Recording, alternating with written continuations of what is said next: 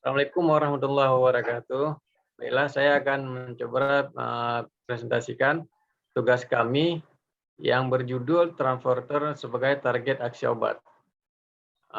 Kami terdiri dari kelompok Muhammad Rizky, Firdaus Sekar Rahayu, Maifa Amelia Lubis, Damayanti Indah Pertiwi. Next.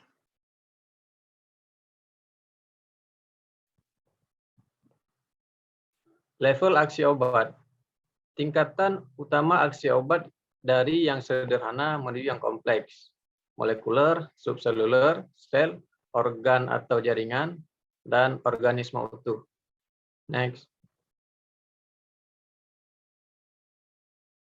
Mekanisme obat. Mekanisme obat terdiri dari dua macam. Yang pertama, non-spesifik. Yang kedua, spesifik. Yang pertama, non-spesifik berdasarkan sifat kimia fisika obat dapat mempengaruhi lingkungan aksi perubahan sistem biologis terhadap respon. Contohnya, antasida dapat menetralisasi asam lambung. Kemudian spesifik berdasarkan interaksi senyawa dengan target aksi spesifik dapat mempengaruhi proses biokimia sel terhadap respon. Next.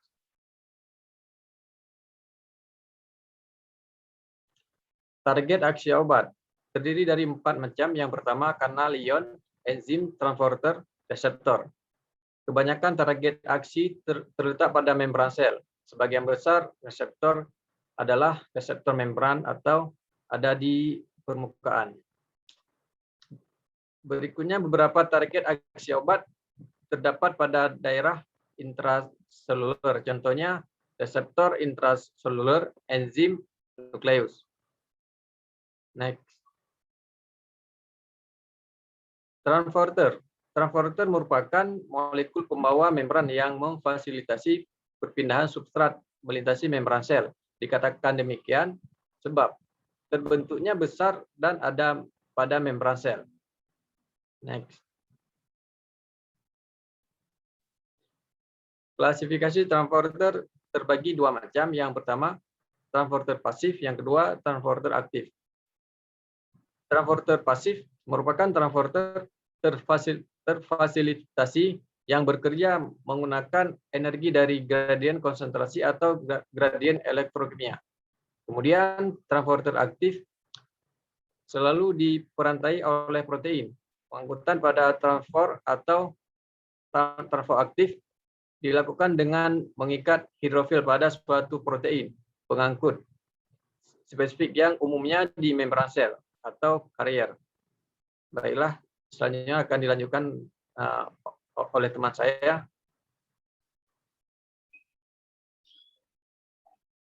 Transporter pasif digolongkan menjadi 3, yaitu yang pertama ada uniport.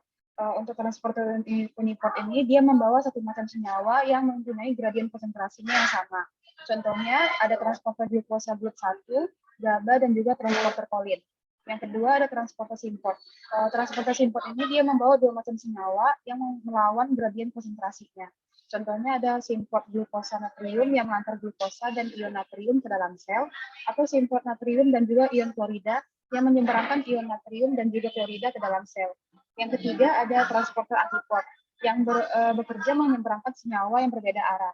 Contohnya adalah adenin nukleotid translokase atau ATP exchanger yang mengkatalisis 1:1 ADP dengan ATP yang menyeberangi membran dalam mitokondria. Kemudian ada exchanger ke ion kalsium yang menukar 3 ion natrium untuk 1 ion kalsium. Kemudian yang terakhir ada exchanger natrium dan juga ion hidrogen. Next.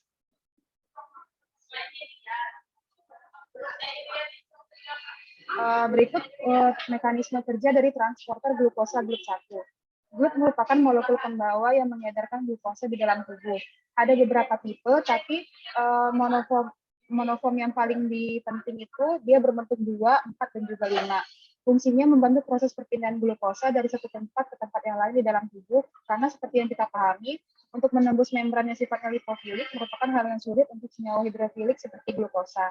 Jadi ketika kita makan karbohidrat, maka di dalam perut akan diubah menjadi karbohidrat sederhana, misalnya maltosa yang berbentuk disakarida.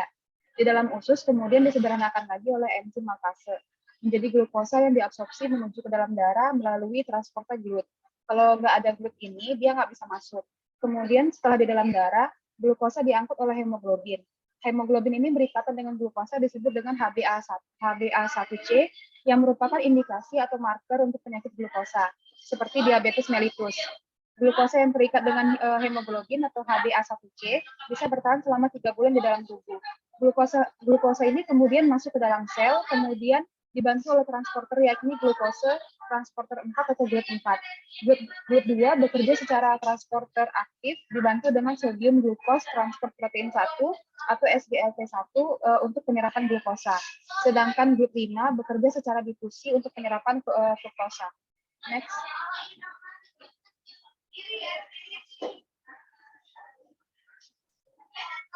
Berikut beberapa contoh obat yang bereaksi pada Puni Porter. Yang pertama ada tiagabin, yaitu obat anti-epilepsi. Dia bekerja dengan cara menghambat pengambilan kembali atau reuptake GABA menuju ujung syaraf prasinaptik sehingga aktivitas sel sarafnya berkurang. Kemudian ada hemikolinium yang menghambat reuptake kolin sehingga menurunkan aktivitas saraf kolinergik. Next.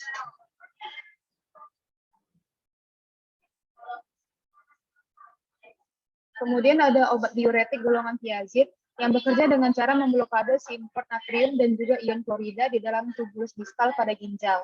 Blokade ini menyebabkan penghambatan reabsorpsi ion natrium dan juga klorida, sehingga lebih banyak menarik air ke dalam lumen saluran kemih dan juga menyebabkan aksi diuretiknya.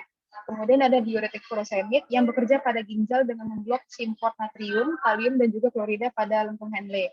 Aksinya menghambat reabsorpsi natrium dan juga klorida, sehingga menyebabkan efek diuretik. Selain itu, karena reabsorpsi ion kalium juga dihambat, sehingga banyak ion kalium yang terbawa melalui urin. Maka diuretik ini dikenal menyebabkan efek samping seperti hipokalemia yang cukup signifikan. Next. Ya, selanjutnya akan dibacakan oleh teman saya.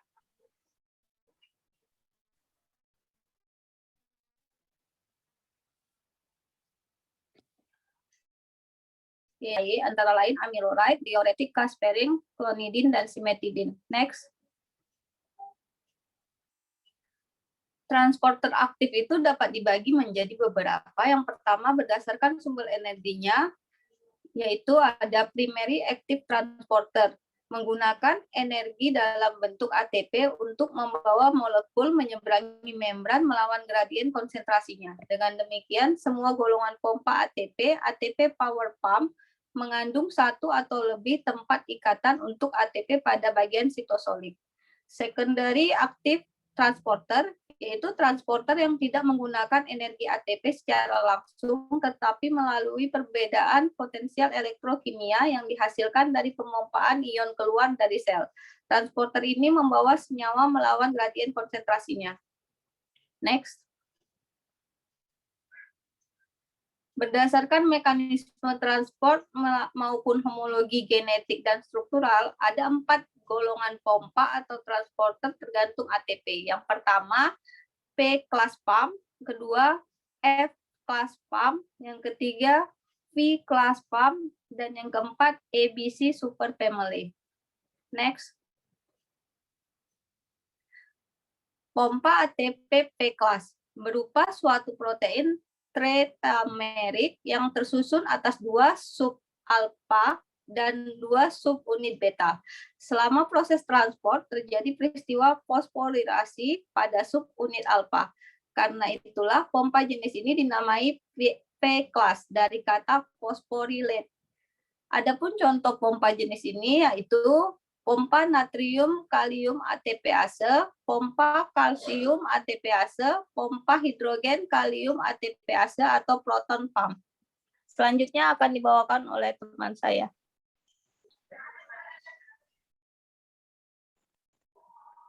Selanjutnya, pompa natrium kalium ATPase. Pompa ini terdapat pada membran sel pada hampir sebagian makhluk hidup. Berdasarkan arah ion yang ditransport, pompa ini bisa disebut pompa antiport. Pompa ini mengkatalis transport ion natrium keluar dari sel, bertukar dengan ion kalium yang akan masuk ke dalam sel. Pompa ini berperan dalam menjaga potensial membran sel dan regulasi osmotik sel.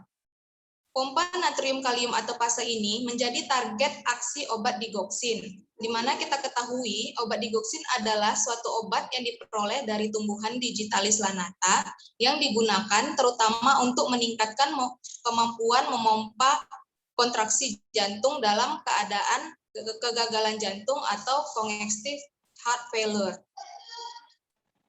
Obat digoksin ini bekerja menghambat natrium kalium atepase, di mana nanti natrium tidak bisa keluar dari sel, sehingga pompa natrium kalsium menjadi kurang berfungsi dan kalsium di dalam sel atau intraselular menjadi besar, sehingga terjadi peningkatan kontraksi otot jantung. Next.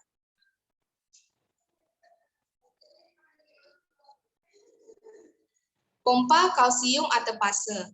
Pompa ini terdapat pada permukaan retikulum endoplasma dan membran sel. Pompa ini mengkatalis transport kalsium keluar dari sitosol, baik masuk ke dalam lumen retikulum endoplasma atau keluar dari sel. Pompa ini sangat penting untuk menjaga agar kadar kalsium sitosol tetap rendah. Contoh obatnya yaitu antagonis kalsium, nifedipin, verapamil, dan diltiazem. Next.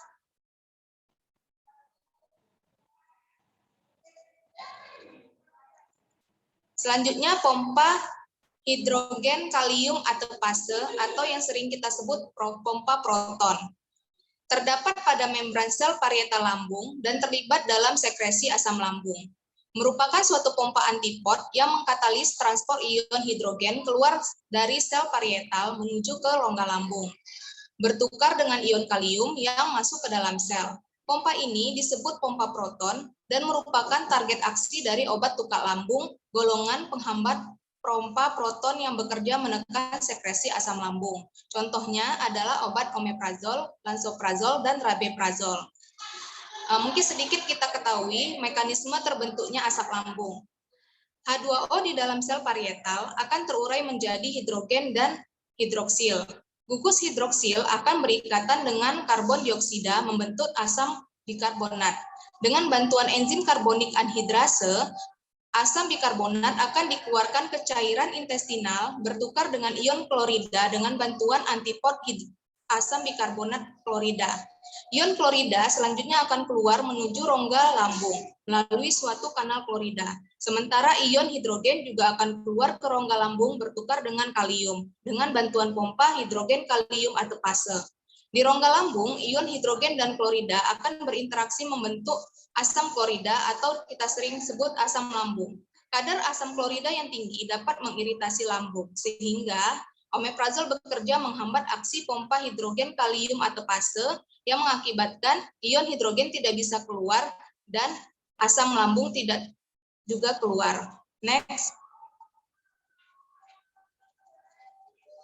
Pompa ATP jenis F-class dan V-class. Pompa ATP jenis F-class dan V-class memiliki struktur yang mirip satu sama lain, tapi tidak ada hubungannya dan lebih kompleks daripada V-class. Pompa ini hanya mentransport proton dengan suatu proses yang tidak melibatkan peristiwa fosforilasi. Pompa ini memiliki fungsi umum untuk menjaga pH tetap rendah, terutama pada sel-sel tumbuhan dan hewan. Next. Selanjutnya akan dilanjutkan oleh teman saya. Selanjutnya, transporter ABC superfamily. ABC superfamily atau ATP binding cassette meliputi lebih dari 100 jenis protein jenis transporter yang dijumpai dari bakteri sampai manusia.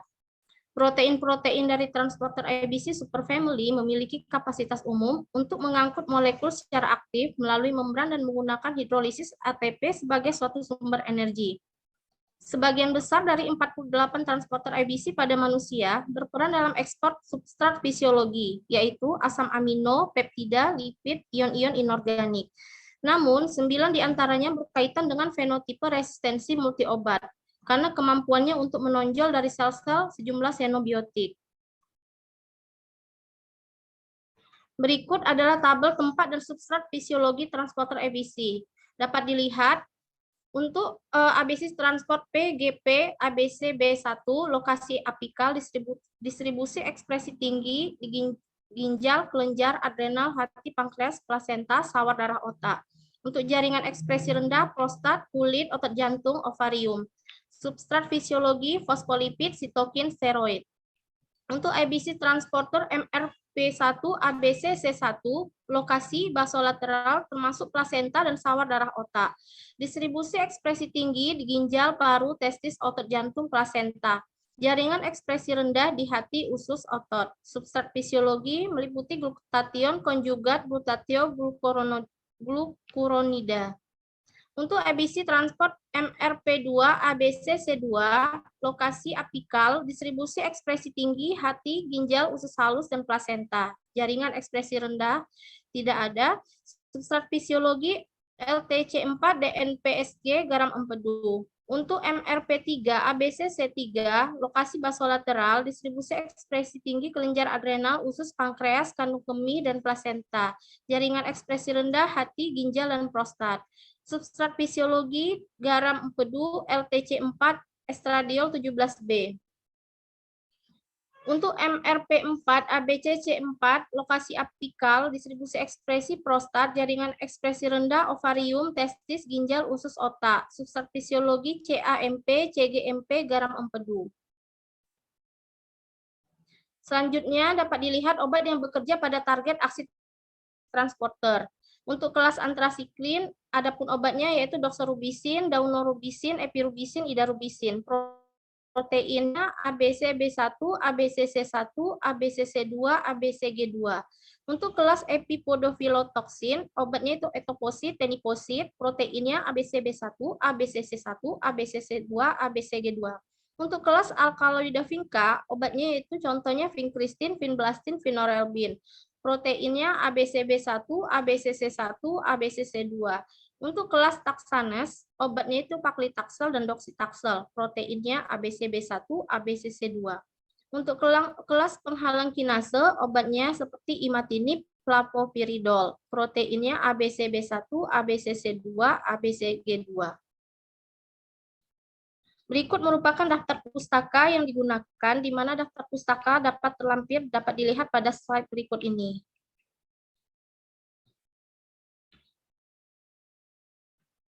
Baiklah, sekian presentasi dari kelompok 3. Semoga bermanfaat. Kami ucapkan terima kasih.